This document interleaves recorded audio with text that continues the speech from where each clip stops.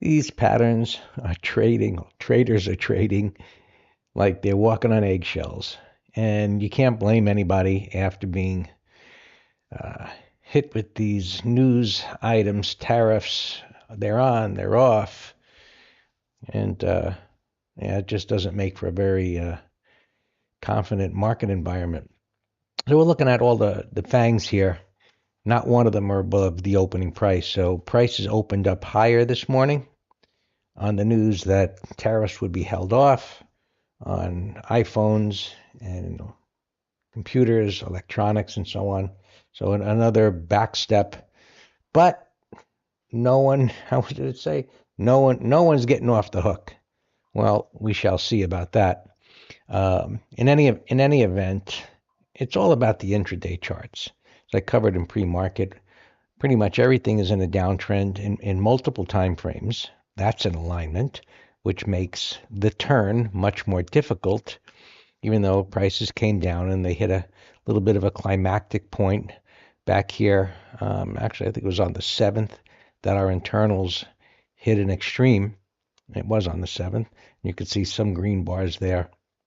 Uh, Apple was actually a bit lower at the time, but then eventually turned around. Everything had the big wide range bar. And the consolidation on Thursday and Friday, which has created some attractive intraday time frames. So the gap up moved most things into their respective overhead resistance areas, which sellers took advantage of. So a lack of confidence of buyers, even though we have indications that a short-term low is in place, short-term, right, in quotations, since multiple time frames are in downtrends. And so as we look at the 65-minute charts, not really anything has changed since this morning, which we covered this rounding type of a bottom.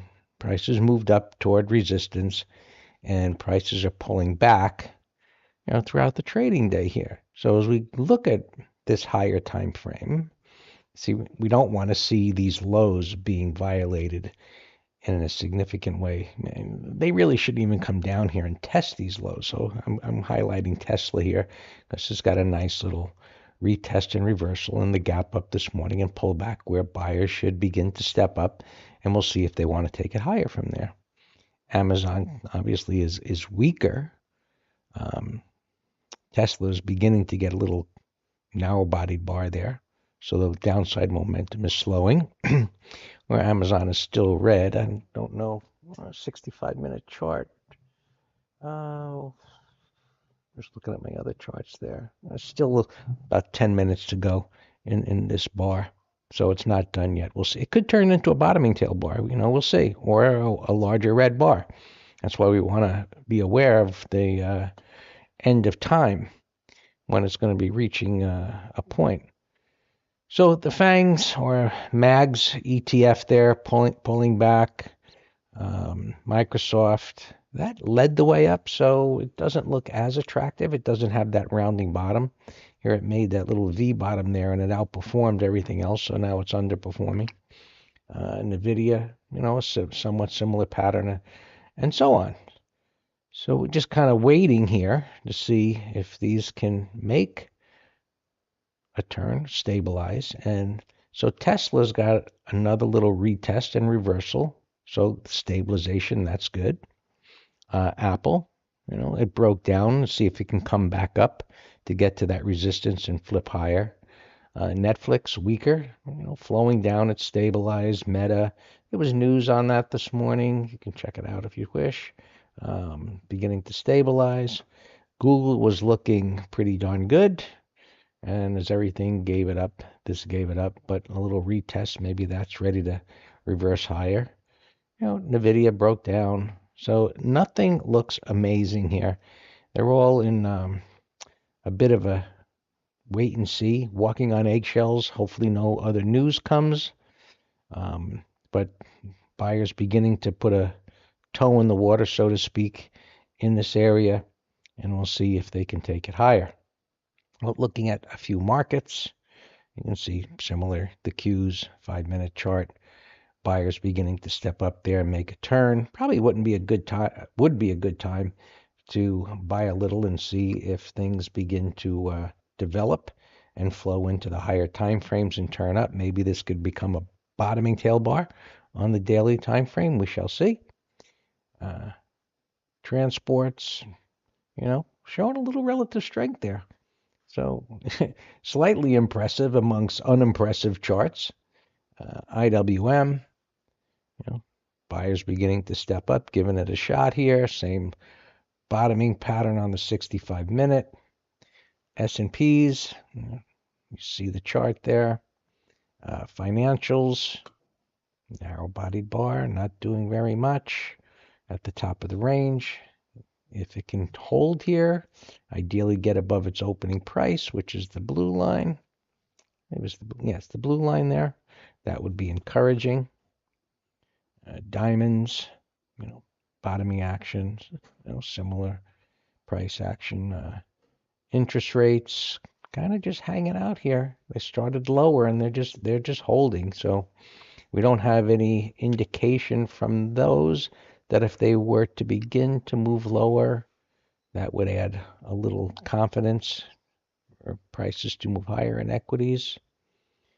And semiconductors, right? They're not off the hook, Trump said. Well below the opening price. Buyers giving a little shot here. And regional banks, similar. Not much to talk about there. Real estate outperforming today. So amongst the unimpressive downtrends, at least this cleared some resistance and constructive here. And if interest rates were to begin to fall, that would certainly help this move higher. Let's see what's doing well on the day here. Sort this solar. That's amongst the dogs, but money flowing into one of the worst sectors for the last 2 years.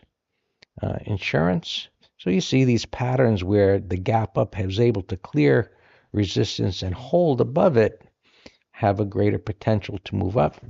Go and look at the stocks. Just look what's in there, sorted by percent gauge on the day, and compare the charts in multiple time frames. So this one is somewhat attractive. Looks like the index consolidating above resistance and could move higher. Again, it's all factory work. Just start looking through them. Consumer staples, outperforming, defensive, financials there. Looked at biotech, one that cleared the highs. Broker dealers cleared the highs in a downtrend. Moving averages up above there. So it's almost as if don't even look at the daily charts because you're unlikely to find anything that's attractive, right? Being near resistance and in a downtrend, the semiconductor index, and so on. So we waited out. Hopefully there's no more news to gyrate these markets as we get in toward the end of this shortened week and the holiday, which is typically a positive time. We'll see if these intraday charts can continue to develop and we can get some upside momentum in those indices and stocks that have some room before reaching resistance. As always, if you have questions, email us, Greg and Dan at MasterTrader.